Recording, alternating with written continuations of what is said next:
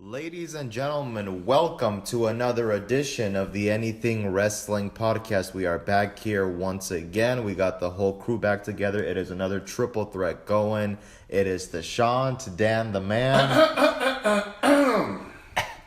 Ladies and gentlemen, my name is the Commish, and I will be the advocate of this podcast episode. That is just incredible. It is, and so am I. And this episode is brought to you by our The WWE sponsors. Network, where you can catch all your favorite WWE programming for a non-negotiable but very reasonable price of only $9.99. $9.99. It's not $10. It's not $1,000. Not $1 million, But only $9.99. Remember the $1 Million Mania? I do remember the $1 Million Mania. Consequently, brought to you by the $1 Million Mania, Which you can catch only on the WWE Network for a non-negotiable but very simple price of only $9.99. And apparently brought to you by Stella Rose Wine. Just drink a bottle of wine every now and then. Doesn't make you any much of a man. Doesn't make you any much of a lady either. That is not their slogan at all, so hopefully we get sponsorship. Anyway. send us a memo. They won't. Sean, what is today's topic, since I'm advocating it? Since it takes a powerful man to run a show. Yeah, I'd say you kind of manage things around these parts. Would you say he's kind of like a general manager? Huh. Am I a manager generally? Or do you generally manage? Would you say I'm the commissioner? I barely manage. I generally manage, apparently. Is that manageable? Generally. I don't know where we're going with this bit. I think that one would have been the segue. Ladies and gentlemen, let me welcome you to the Anything Wrestling Podcast. And what I'm going to do, because basically it's been a force of habit, is I'm going to stand out here for 20 minutes and I'm going to waste your time instead of giving you a 4-star match and not utilizing my talent. Does that remind you of anything? It reminds me of a bad 3-hour show right now. It reminds me about how raw this show's been getting. It reminds me that we could have anyone do this job, even a bald-headed idiot with ugly tattoos. Or a laptop computer. Or Mike Adamley. Or any random fucking celebrity. Before we jump into the full conversation, since we just did this with Baron and Naya off cam. Oh, God. If I could, what is it? If you could be serious, If I could be serious for a minute. No, can I take a survey? Hey yo. Who's better, Baron or Adamley? Wow, I can't choose death, can I? Nope, no doubt. Those are okay. We're currently in bad year, and that was a bad time back then too. If John Cena can make me agree with him on something, then I'm gonna say Adam Lee. Ouch. I would choose death. No. Okay. I think I would have to choose. If who's better? You said better or worse? Who do you like more? Adam Lee. Adam Lee. All right. So now, if we can be serious for a second, and we'll address that a little bit more later on. But Sean, what are we actually doing? Go ahead. Today we will be glossing over and taking a look at all the Raw and SmackDown general managers that have come down the pike in the last 16 years, because the GM thing became a thing in 2002. Yeah. We're going to give a discussion of each GM, what we feel, who was the best, who was the worst. We are gonna do it as separate pseudo segments. We're gonna focus on Raw and SmackDown separately, so it doesn't get all mucked up. So are we doing Raw first? I mean, we kind of gave an introduction, so we might as well. Let's just start. Fuck it. Because this guy was out of a job Might as well. after 2001 I'm March. back. Eric Bischoff. Sounds like a delicious cookie. Not really. Nothing delicious. Because he was kind of kooky. He was the first GM of Raw, July 15, 2002. Just to clarify, we are only discussing people with the title of general manager. We're not talking about owners, commissioners, constables, guest hosts, general manager elects, lieutenant commissioners, Who Deborah. does that remind me of? Never mind. Anyway. Just general manager. Just general managers. Again, started July 15, 2002, all the way to December 5th, 2005. 3 years. Very long run. Of Eric Bischoff. But he did have help along the way. He had... Eugene. No, actually, no. His nephew? He had... His name is Stone Cold Steve Austin. Yes! And he did deserve that title. He also had Mick Foley. Bang, bang! Have a nice day. Along in his stable. What did you think of those 3 years of him as GM? What did you guys think? I thought Eric Bischoff was one of the, if not the greatest, Raw GM. We had some HLA with Eric Bischoff, so... You had Raw Roulette. Yeah. You had Elimination Chamber, which he created. Allegedly. I still find that a legend. It's one of my favorite match types, though. I love the Elimination Chamber. I thought Eric Bischoff was great, honestly. Just put everything aside. It was fun to see him get beat up, and he's even gone on record to say that. It's like, if you want to get yourself over, do it at the expense of Eric Bischoff. The guy has said this himself. Controversy creates cash. Let me tell you this. Speaking of. The greatest thing I've ever seen. The trial of Eric Bischoff. That was the greatest episode segment of the whole episode. Time to take out the trash. And then we saw John Cena sell his soul. That was the definitive moment where he became like Mr. Poster Boy for Vince McMahon, if you think about it. After his 3-year reign, got a bunch of jobbers. Jonathan Coachman. Sir William Regal. He does a very good job with an authoritative role, so I will give William Regal that. Your boy. Mike Adamle. Fine, Mike Adamle. Jeff Hardy. Summerfest. And these No, three... that was Jeremy Piven. I know it was Jeremy Piven, but it's the same realm of misspeak. That's all I was referencing. God. These three take their jobs as of June 11, 2007, all the way to November 3rd, 2008. Then you get the devious children of McMahon. The children of the corn. Shane and Stephanie, at one point, co-general managers. Sorry, the children 3rd. of the grapefruits. The grapefruits. Did you say corn? Yeah, it's a movie. You never heard of that movie? No. Oh, man.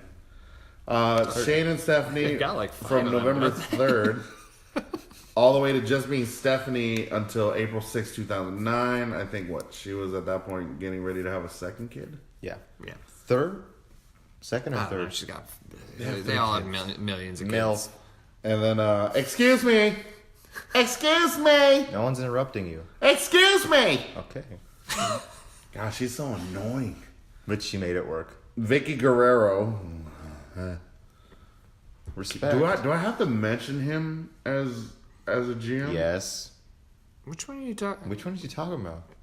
Are you Our talking? current president. No, he's owner. Okay, he doesn't count then. Yeah, I don't, then we can- I don't even remember what the fuck he did Then during we that can period skip of to time. 2010 where she comes back only for a day. Vicky, May 10, 2010. Then from May 24th to 2011, July 18th, you get Bret Hart and then a bunch of you get the anonymous Raw general manager. Now, Stupid. This is my thing. This is when I was kind of tuned back into Raw. Every time you hear that little Apple ding, da-ding, da-ding, I always thought, like, who the fuck is controlling this shit? Of course you have an email, you idiot. Just read it. Thank you, Chris, for fucking making Michael Cole. Can I have your attention, please? I just received an email from the anonymous Raw general manager. You got an email. Just read it. You idiot. And I quote. Who was controlled overall to be Mr. McMahon's long-lost legitimate son. Illegitimate son. Hornswoggle. That's awfully short notice. Ah. And then years later, oh God. Ladies and gentlemen, my name is John Laurinaitis. Interim general manager of Raw. No, he was actually general manager. Well, for a second he was interim. You mean John Laryngitis? Yeah, apparently, 'cause, my God, you never understand what the fuck he's trying to say. Let's talk about his tenure. What did you guys think of his? I thought, again, you had a really good angle of, like, the heel authoritative figure, and John Cena was kind of the one guy who was coming up against him. No, actually, CM Punk. I think that was really good dynamic because people talk about Austin kind of coming into his own, and you have the perfect anti-authoritative figure. I thought when the pipe bomb kind of went off, you had the perfect authoritative figure of John Oh, I'm Laurinaitis. sorry. You mean pipe bomb? Yeah, Laurinaitis was Laryngitis. He was a solid geometric general manager figure. Like I said, stepdaddy of the Bella Twins. As if that family needed more power. Well, I mean, Need cough medicine for that voice. yeah, basically, he just needs some Ricola. That's what he needs. Anyway, You had AJ Lee light it up. be general manager. What did you guys think of that? I thought it I was loved great. She was AJ. smart. I miss She her. did book good matches. Let's be real. To her point, she did it like she was more relevant in a year than half the women on the roster right now. Yeah, I think this was like your first step toward. I'm not going to be as bold as to say this was the start of it, but this was one of your first steps toward women's empowerment. I think because they put her they put her into the general manager role, and she took it pretty seriously. Yes. And what are you doing? What are you doing I'm empowering women. with that? Yes, with that. She was named new Raw GM by Mr. McMahon, forced to step down due to allegations of fraternizing That with was so an stupid. unnamed superstar later revealed to be Johnny Scenes Of course. by Vicky Guerrero. But then who came into power after her? Brad Maddox. Oh. Let's take a second. Hey, yeah. Shanti. We're good. And then we got, we'll skip that one, fuck it. Who are we skipping? I don't know, it's a clusterfuck. That's why. It's a clusterfuck of rules, which leads into Sheamus. Sheamus? Sheamus McManus getting his job back as I'm general like, I don't remember manager. Sheamus being the GM. And I then said Sheamus, not Sheamus. And then that Shame on little us. conflict where you had Shaney and Steffi arguing over who was going to be in charge. This is my question. How is a commissioner over a general manager? Because it's WWE. Okay. Apparently we don't know military rankings and how they go. Well, is a general manager a military rank? A general is over a commissioner. So Stephanie ultimately wins the commissionership, and we have Mick Foley jump into the general manager role. What did we think of that? I thought that Mick Foley was just off during this time. Mick Foley had it better when he was the commissioner. Yeah. Way back in the day, like 17 years ago. Which, by the way, Mick is doing a lot better now. He's been doing DDP yoga and really taking care of himself, so Good. he looks a lot better. And he's no longer being, or should be billed at 287 fucking pounds. Good lord. He's lost the weight. Gained the hair back. 285. Never got the teeth back. Transition to the one and only Curtis Angle. You suck. You suck. You suck. And then we get to everyone's favorite constable. Except mine. Because he's a piece of shit. Wow. Because he is a horrible wrestler. Wow. He is a bad talent. Wow. Man, He should be fired. Wow. You'd think Impact is hiring. Wow. You'd think Impact is not a part of this network. You'd think we were at the end of days the way you're talking about this. It's his finish. Shut up. You almost said it like in a Vince McMahon way. You see that clip with Michael Cole where he's like, Michael Cole, shut up. Oh. Yeah, it hurts doing his voice, doesn't it? But yeah, you have current. I guess he's now branded as general manager elect. I like him. Baron Corbin. So if I just saw your timer right, it looks like we've eaten up most of the time just burning through who's on the... Look how many fucking GMs they have. So, my God. I guess let's just breeze through this real quick. Who do we think is the worst? Who do we think is the best? And then we can switch over to the show we actually want to talk about. Sean, your picks? Eric Bischoff would have to be best. Wow. Who's the worst? Probably Mike Adamle. Was that really the worst 3 months ever? Mm-mm. That's not... Wait, how long was his tenure? Nah. Dan might have it. You know... Adamle? Yeah. Where you at, homie? If I can 50-50 for a second, my best would be Eric Bischoff and AJ. So for best... 3 months.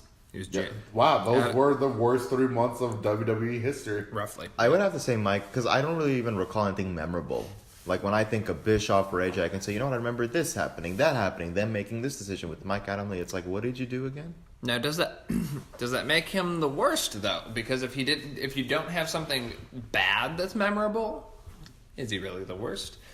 I would say. Well, I remember him botching every time that guy got on the microphone. He wasn't a talker. I would probably agree with you. I'd say Bischoff probably hands down best one that they had. Yeah. I think he had the longest tenure. Yeah. Didn't he? Yeah, 3 years. So he's probably my vote for best. I would say AJ is at the up near the top. Yeah. Because I think it was handled pretty well up until the fucking end. Yes. But worse, I'd probably go with the anonymous general manager because it was so bland, and then you had that anticlimactic reveal of it being Hornswoggle sitting under the edge of the fucking ring. I feel like if they really went to work on who the reveal really is, you could have gotten something really good out of it. It just felt like, guys, how do we end this? Oh, it's that Hornswoggle will be revealed. Okay, cool. Because it was supposed to be somebody big, I think. I think it was like supposed to be a big reveal, and then eventually they were like, well, we ain't got nothing. We got no one. So where can we really fucking go with this? Let's kill it. Just shoot it in the face. Hornswoggle. Commish. Eric Bischoff is nominated as my best. And we know who the worst is. Because he's the current GM elect. What a way Piece of shit. to bookend it. Huh? I don't know why that was a joke. I was just more referencing the fact that Eric was the first one and Baron's the most recent, so it made sense. Oh. Yeah, moving on. And now let's go to the Tell A me you show. didn't just say that. Say what? Any of the things you guys just... Oh, we did. Anyway. I was trying to tie in the bookend giggle. I understood it the first time. You dig? Sucker. Wow, this is going nowhere so fast. 5 times. It's going nowhere so fast. Fastlane. It's like we got the car in neutral and we're just gunning it. It's like the booking committee for a while. We're just Billy gunning it. He is the one. So Well, let's I'm go. an asshole. Whoa. Well, I wasn't going going to say it. Smacketh downeth list of GMs. Now, you're going to be surprised about how short this list is, but it may be pretty memorable. Yeah, especially because it's the same fucking time frame, 2002. You have Stephanie McManus Helmsley Loved it. at the helm from 2002 Just over a year, yeah. because she did grab all of our attention. I swear that was the best segment. In more than one way, I might add. Is it just me? No. But like through those years, she had this That was her level of peak. like, Yes. yes. Remember Billy and Chuck? No, that was... part of her segment. What she had a lot of stuff that she did. See, that's what I'm talking about. It's so memorable. What? Okay, other than Billy and Chuck, other than her grabbing Her legs. Cena tapping her ass. Cena tap. Sable dancing Oh, all he over tapped her. that ass. Oh, yeah. He tapped that ass. That ace. Ace of Spades. Surprised Triple H was cool with that. Nah, actually was. Believe it or not. Well, isn't that why he got traded to Raw? That was one of the reasons, I'm pretty sure, behind the scenes, like, yeah, I really don't want to see this shit. I need John to stop touching your ass.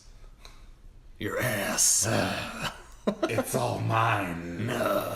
Which means Camp WWE. for only $9.99. But then, let's move forward. You have the greatest manager running the show for a while, Paul Heyman. I think he was actually even writing for the show at the well, time. Yeah. You got a lot of good matches out of SmackDown. He actually didn't do it very long. He did it about 5 months. But those are good 5 months. What was wrong? Nothing really memorable. I don't know. I did like this person that ran it for a little bit, Kurt Angle. Granted, it was only like 2.5 months. Okay. Wheelchair Kurt.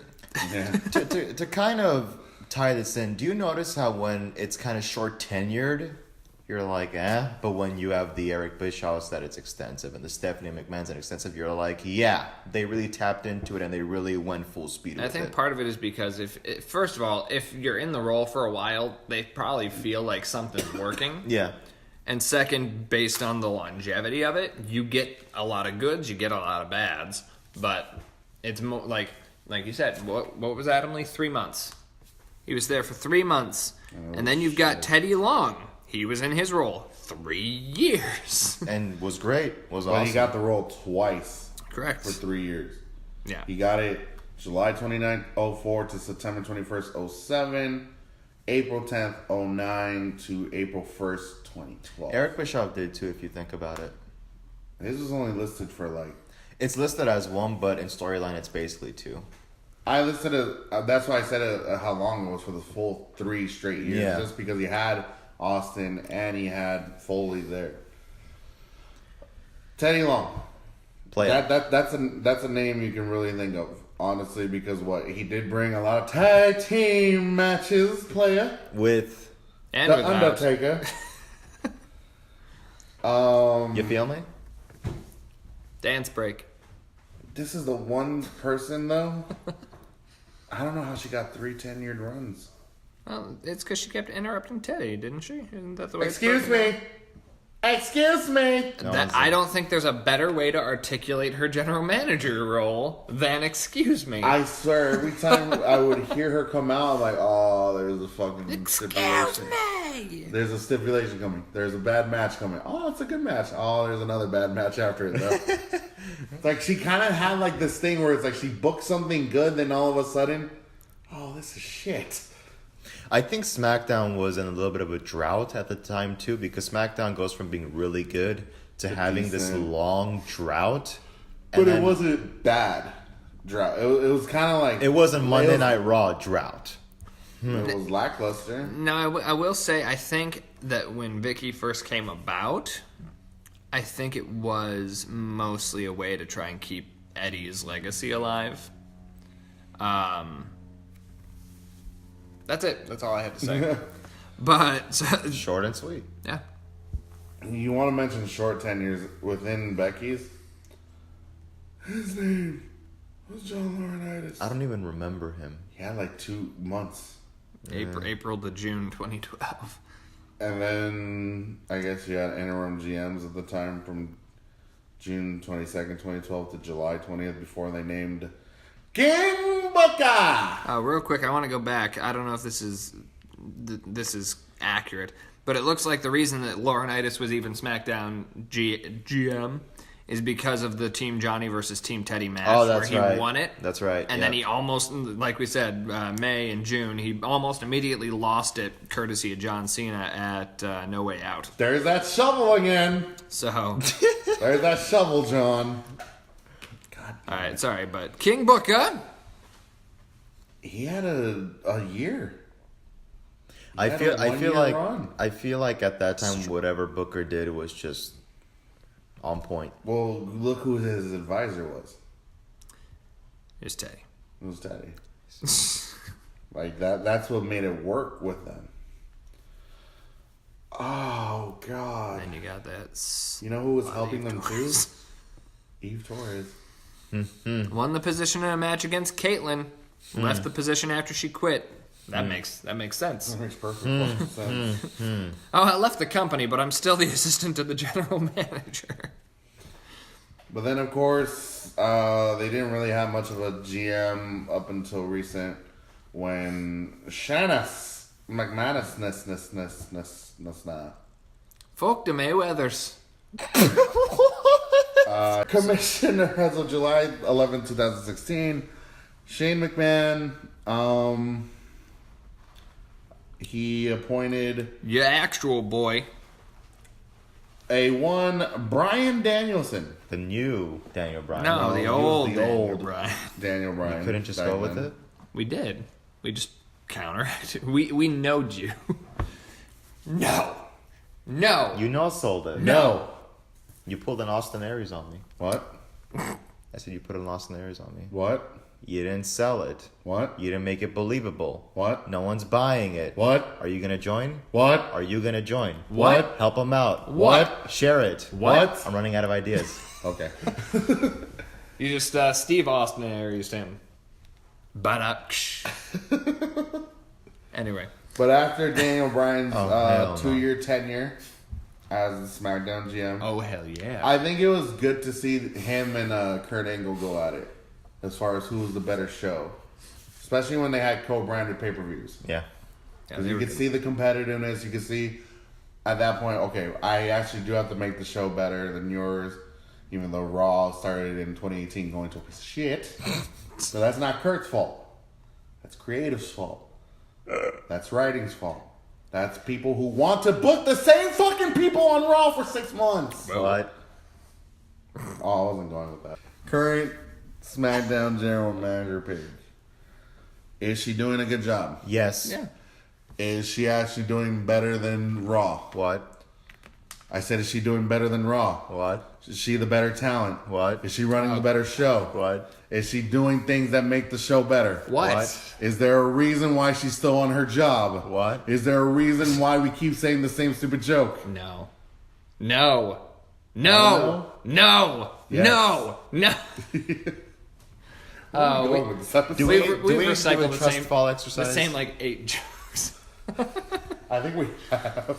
Okay. Oh, geez. And But do you notice how short that list is compared to the Raw list? 1, 2. Well, if I could be serious for a minute, I went on record to say that. So Paige retires on Raw.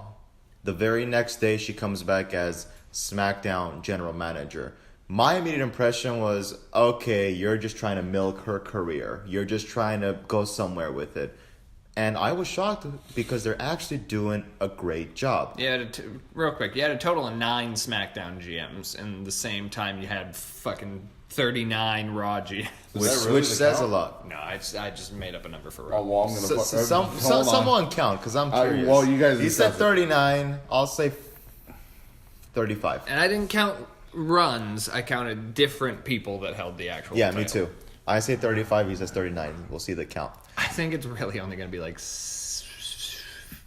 15. But yeah, no, you had Brian who was basically put in the role for the same fucking reason. Yeah. Because he was hurt, and then he got cleared, and so he went back to the active roster, and then Paige ran into the same thing, and so then they brought her in. That was part of my concern initially too, but then you listen to how she talks about the business, and you go, okay, so it's also the fact that she didn't want to go. 19. 19, damn it. You're off by 20. Oh, I corrected to 15. No, but you're off by 4. I was off by 15. And so I think Hold on. she's doing a good job. 19 versus 9. What does that say? Honestly, what does that say about the brands? SmackDown has more consistency. But yet, it was a dry show at one point. Yeah. It got moved out of random to Thursday. It got moved to a network not many people really wanted to see the show on. But I feel like no matter how much it sank, it never sank to where Raw is right now. You were just ankle deep in the water. You were never like sink or swim with Yeah. SmackDown. It just seems now that it's like, okay, you have someone who who's a McMahon in the business that doesn't want to run things under her power and abusive control and abuses her role sometimes. You have a McMahon who knows how great things were in the past because he was a part of it.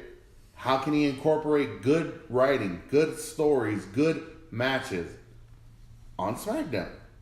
And I think with whatever Shane did prior to him being gone for those 6 years, he knew, like, okay, I have to run a company and I have to always have a good CEO to run or like a good like manager or whoever to do it, you know? Well, I was actually going to bring that up too, is that with Paige, I've said it before, she makes her presence known, she's to the point, and she's not trying to waste anybody's time. Very notably, very recently, when it was the Charlotte, Asuka, and... Carmelo? No, Charlotte, Asuka, and Becky segment. And Paige was like, welcome to SmackDown, let's get on with it. Asuka, Charlotte, Becky, and she lets all them come to the ring.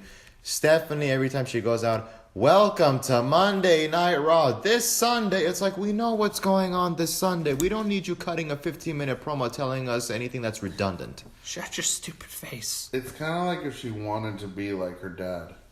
Oh, she is. If you think about it. Oh, she is. So it's like, if you saw that your dad was good at it, but people are booing you, why don't you try to cut your promo short? Or just shut the fuck up. Well, that's the problem with Raw, is always opening up with a 20-minute promo segment. Well, it's to fill the fucking time. Cut the show down. Cut the show down. Keep it at 2. They should have just stayed at 2 hours. I don't know why they got need greedy. to go back to 2 hours. Because you don't have the mindset or the brain power or the manpower to make 3 hours good. Or the writing committee. Vince is getting old. Let's be real. You're getting long in the tooth, and so is Raw. Well, Raw is the longest running tenured show. Doesn't mean it's the better one. Now. Or for the last, couple years? Okay, let's be realistic. How long, if I could be serious for a minute, how bad has Raw gotten? Really bad. It's pretty Starting unwatchable. Starting since when? We can't say this here because, let's face it, we had to been watching before for this to be shitty. I would say the end of 2016 is when it was really watchable, when you had the Kevin Owens and Chris Jericho and The List and Finn Balor. Well, he was getting pushed and then he had to leave. But Seth was kind of coming into his own too, being detached from Triple H. I thought that time was really good. And then when 2017 hit, it just kind of... I think that's when we steered into everything. Everybody hates Lesnar. Yeah. To where... But that's not Lesnar's fault. That's booking's fault. Well, that's the booking committee's fault. No, you're right. But I'm saying I think that the whole situation with Brock having the belt and not being around forever, I think that helped really kind of drive the nails one after another into the coffin. You had pay-per-view after pay-per-view, and each one, new nail, and people are like, fuck Raw. And there was the whole thing with Roman. You know, I mean, I know the guy's in very serious condition right now. No, but be serious. You, at one point, were getting very annoyed seeing Roman on TV. Well, because they were building towards Lesnar and Roman at 35, where you're like, okay, they're going to pull the trigger. They don't pull the trigger. You get to Royal Rumble, you're like... But I'm talking about going way back in 17. Like, he was being pushed a lot. The guy could barely cut a fucking promo. Hell, in one of your episodes, John Cena has to come back and help you cut a promo. Well, it was for that. That was right when Lesnar won the title. That's when they started the build-up of Roman versus Brock round 2 at WrestleMania. But then when we get to WrestleMania, they don't even pull the trigger. Then we get to Greatest Royal Rumble. Then we get to SummerSlam. They finally pulled the trigger, and now we got the belt back on Lesnar.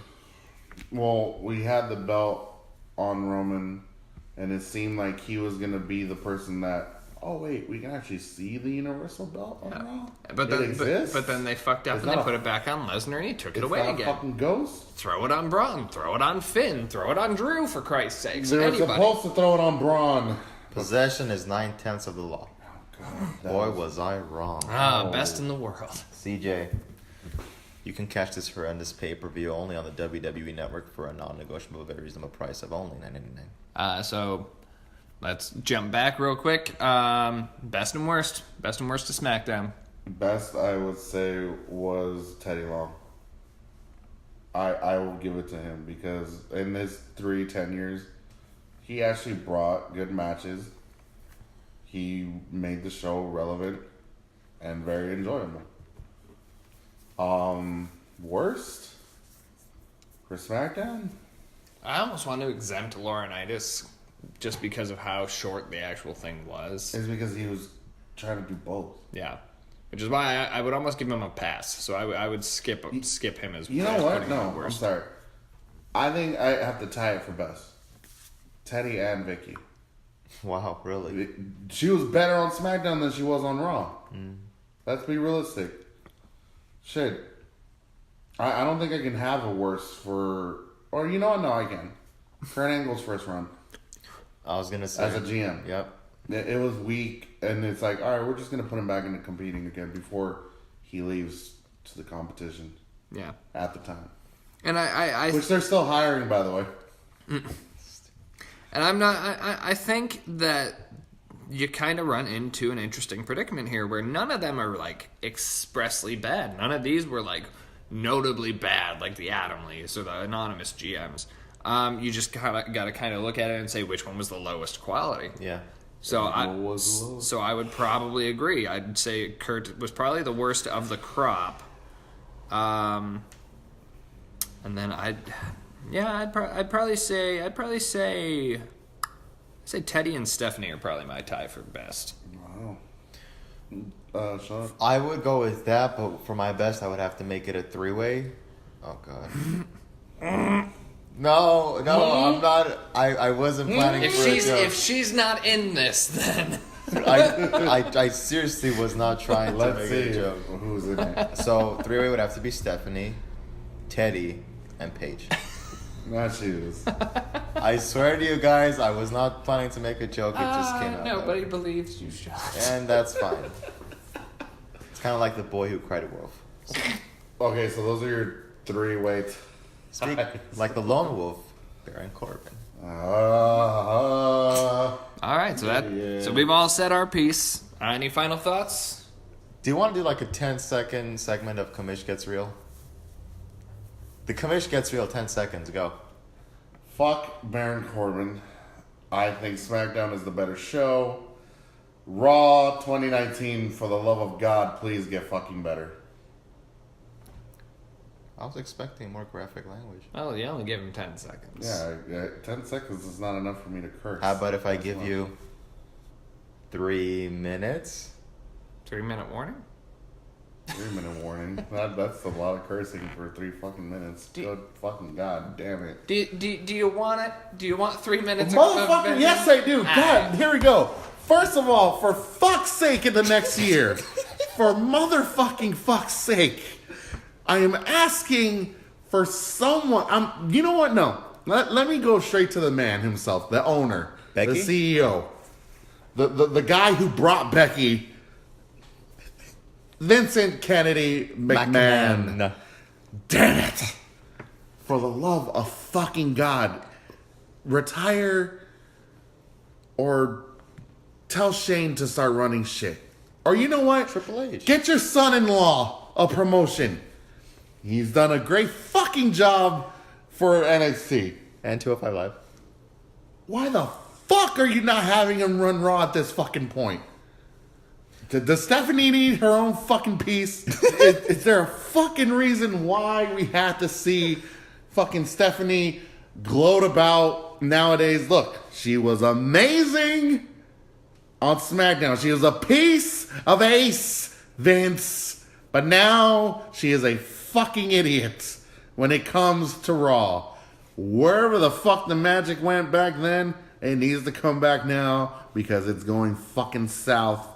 Second, fire, eliminate, erase, delete, fucking delete, delete Baron fucking Corbin. Because I am sick and god damn fucking tired of him running everything like it's all about him, like it's his goddamn show. Well, guess the fuck what? It's not his motherfucking show. You know whose show it is? The People's Show. Granted, if The Rock was back, I would expect him to fucking put you through a fucking table. I'm getting the feeling that you don't like Baron Corbin. Fuck Baron Corbin. Okay? Third, hire new fucking writers. I got one sitting with me doing this goddamn podcast. Why am I not on your writing team? Granted, he didn't add cursing. Why the fuck is he not on the writing team, for fuck's sake? Thank you. For the love of God, I am tired of seeing the same 6 names in the main events of Raw. And why is Stephanie running things? And why was the streak broken? It has nothing to do with this. Oh. Anyway, Get some better fucking writers. Fuck Baron Corbin. Fire burn him. Let him go to Impact. And for fuck's sake, Vince, get your shit together and retire. but hey, call me. What's your number? I'll put it in the comments. Or just email him. We'll shoot you guys. I'm sure Red Rooster Terry Taylor will get back to you. And that is the commish getting And Dan. getting real. So there you go, guys. We gave our opinions on both Raw and SmackDown. Fuck Baron Corbin. You just cut me off. You just cut me off. Tell me I didn't just cut you off. But you did. Oh, okay. I'm sorry. Fuck Baron Corbin though. So there you go, guys. We gave our opinions on who we thought are the best and worst of both Raw and SmackDown GMs. Thank you so much for joining us, and we will see you all next time.